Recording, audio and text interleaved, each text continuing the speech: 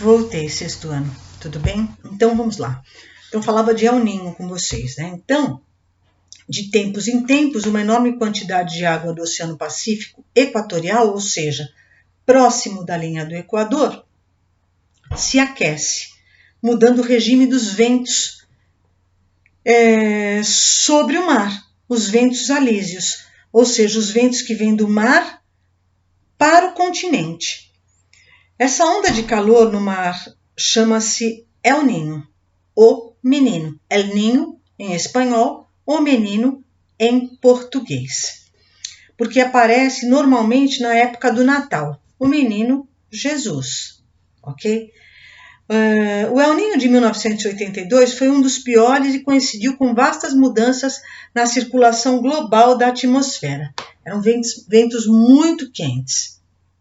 Formaram-se tempestades torrenciais nas áreas que correspondem à linha do Equador, por conta de uma evaporação gigantesca, porque o calor era muito grande, tá? As temperaturas eram muito altas. E esse El Niño aconteceu nas áreas que correspondem o Brasil e o Peru.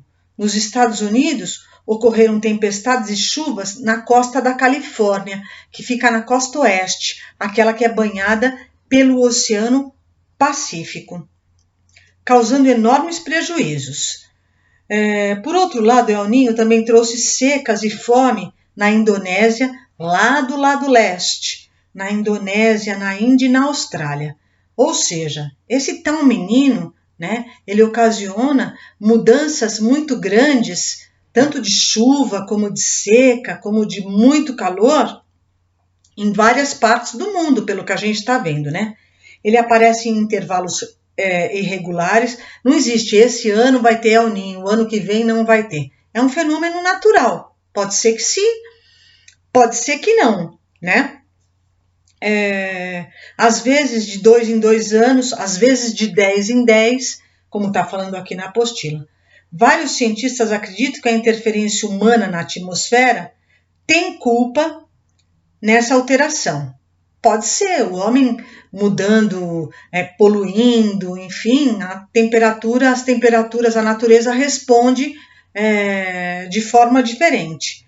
Outra teoria recentemente anunciada afirma que o aquecimento das águas do Pacífico é causado pelo calor do magma vulcânico liberado no fundo desse oceano. Pode ser também. O Peru, tradicional país pesqueiro, sofre com a ação do El Niño. Junto ao Peru, a água do mar é normalmente bem fria e cheia de fitoplâncton, o que favorece a concentração de cardumes. Com o El Niño, as águas se aquecem. Esses cardumes que estão adaptados a uma água mais fria, somem de lá. Logo, a pesca, né, vai por água abaixo, porque se os peixes somem dali por conta da água mais quente, né, quem vive da pesca vai ter o quê? Sua atividade prejudicada. Provocando grandes problemas e prejuízos para a indústria pesqueira. A temperatura da água eleva-se, alcançando 8 graus acima do normal, e isso faz com que os cardumes desapareçam, né?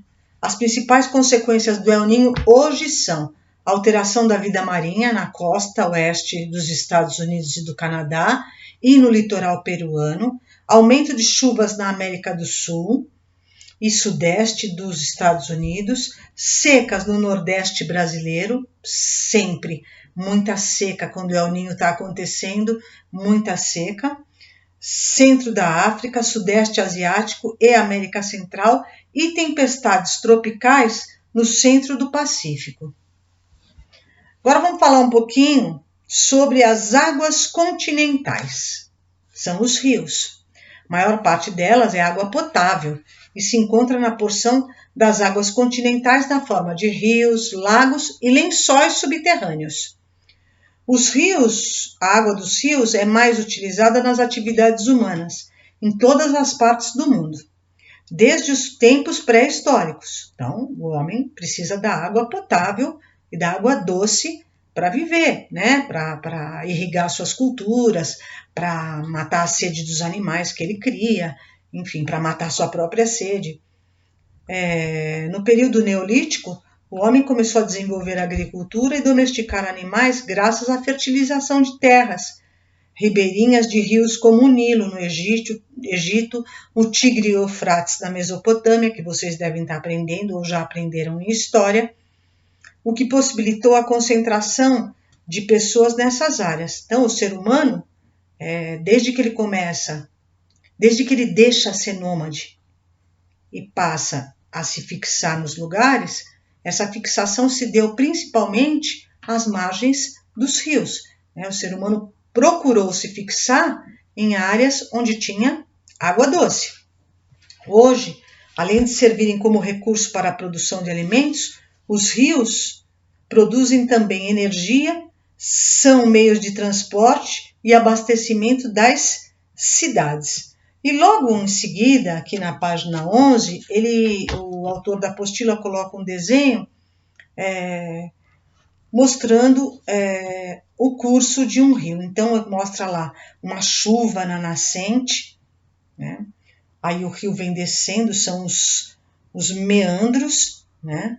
Na verdade, quando ele faz aquelas curvas, a margem esquerda, a margem direita, um pequeno afluente aqui, meandro abandonado, ou seja, teve uma cheia, depois uma vazante, ficou um resquício de água aqui, a foz em delta, que é essa abertura, e o mar, onde o rio deságua. A água da chuva penetra no solo, que é fofo, e apresenta espaços entre os grãos de terra, e vai parar em rochas mais duras, impermeáveis, não permitindo que a água continue a entrar na terra. Nessas áreas nascem os lençóis subterrâneos, que procuram se libertar cavando a terra e produzindo as nascentes. A partir daí o rio corre pela superfície. É um curso do rio, né? O caminho que ele faz. Deságua em outro rio, que é um afluente, em um lago ou diretamente no oceano. Onde ele deságua é a foz. A maioria das vezes os rios são alimentados pelas águas das chuvas. Quando isso ocorre, dizemos que é um regime pluvial, um regime de chuvas que alimenta este rio. Dependendo do lugar onde se localiza, podem ser também alimentados pelo derretimento da neve. Então, é um regime nival. O rio Amazonas é alimentado pelo derretimento da neve na Cordilheira dos Andes, tá? Na maioria das vezes, o mapa a seguir, você vai conhecer alguns dos mais importantes rios do mundo. E, logicamente, vai conhecer as bacias hidrográficas, que são o quê? Conjuntos de rios. Bacias hidrográficas são áreas drenadas pelas águas dos rios e seus afluentes, um conjunto de rios. Aí vamos virar aqui na página 12. Então ele vai falar, ele está falando aqui, ó, os rios os principais rios. Vamos preencher esses espacinhos? Rio Mississippi, então nos Estados Unidos, né? E nasce no lago Itasca, no norte dos Estados Unidos, e se encaminha para o sul, desaguando no Golfo do México. Como é um rio que percorre a área central do território do Arkansas e Ohio, transporta mercadorias através de uma importante hidrovia. Vamos ver o Reno. É um dos principais rios da Europa, atravessando grande parte do continente de sul a norte e deságua no Mar do Norte, onde está localizado o porto de Roterdã, nos Países Baixos, na Holanda. É intensamente utilizado para navegação comercial e em suas margens se encontra a segunda maior área industrial do mundo. Temos aqui na China, atravessa grande parte do território chinês, é o rio Yangtze, de oeste para leste, além da produção intensiva de cereais fundamentais para a sobrevivência da enorme população. A modernização econômica fez com que ali fosse instalada a maior hidrelétrica do mundo, a de Três Gargantas. É também a principal via de transporte hidroviário para importantes cidades. O Amazonas situa-se no norte da América do Sul, em sua maior parte no Brasil, é o rio mais extenso e com maior volume de água do mundo. Nasce na Cordilheira dos Andes e deságua no Oceano Atlântico. O rio Nilo concorre com o Amazonas em extensão e permitiu o desenvolvimento da civilização egípcia. É amplamente utilizado na atividade agrícola, pois promove com suas cheias a fertilização de suas margens em pleno deserto do Saara. Atualmente é também uma importante fonte de energia. Ali estão instaladas 2 grandes hidrelétricas. E o Ganges nasce no Himalaia e caminha para leste, indo desaguar em Bangladesh, no Golfo de Bengala. Seu regime é pluvio-nival, chuva e neve, que alimentam o rio Ganges. É fruto das chuvas trazidas pelos ventos monsônicos. É considerado sagrado pelos hindus, que acreditam que suas águas sejam purificadoras. E para a próxima aula, vamos falar sobre os lagos. Ok? Então, eu termino por aqui e boa semana para vocês, tá bom? Até então.